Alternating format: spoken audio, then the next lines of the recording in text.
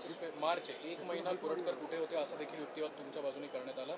याबाबत 1 महिन्याचं प्रोसिडिंग्स काय असू शकतात कोरटकरांच्या बाबत? जसं आता त्याचे एक सहकारी कोणीतरी सापडलेले आहेत, परीक्षित का काही नाव आहे त्यांचं, आणि याच्या व्यतिरिक्त पण इतर लोकांनी त्यांना मदत केली असण्याची शक्यता नाकारता येत नाही।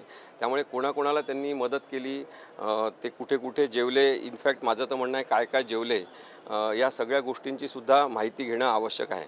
कारण की संपूर्ण महाराष्ट्र भावनिकदृष्ट्या व्यथित झालेले असताना हे मात्र तिथे मजा करत फिरत होते सगळीकडे, आणि अक्षरशः चंद्रपूरच्या पोलीस मुख्यालयासमोर राहिले असं म्हणतात। त्यामुळे चंद्रपूरच्या पोलीस मुख्यालयाच्या समोर जर यांनी वास्तव्य केलं असेल तर चंद्रपूरच्या पोलीस मुख्यालयातल्या किंवा चंद्रपूर पोलीस स्टेशनमधल्या त्या संबंधित पोलीस स्टेशनमधल्या CCTVचं फुटेजसुद्धा कोल्हापूर पोलिसांनी मागितलं पाहिजे की त्याची रेंज किती आहे, त्या CCTV फुटेजची त्याच्यामध्ये हे दिसतात का, हे सुद्धा बघितलं पाहिजे।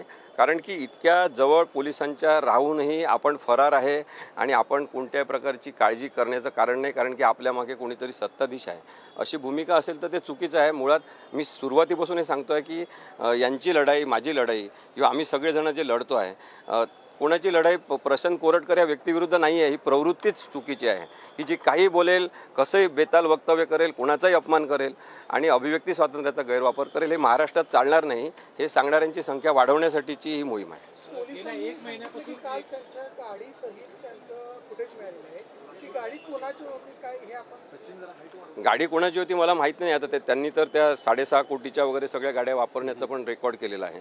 एक पत्रकार म्हणून तुम्हाला त्याचं आश्चर्य वाटत असेल, पण असे सुद्धा काही पत्रकार महाराष्ट्रात तयार होत आहेत।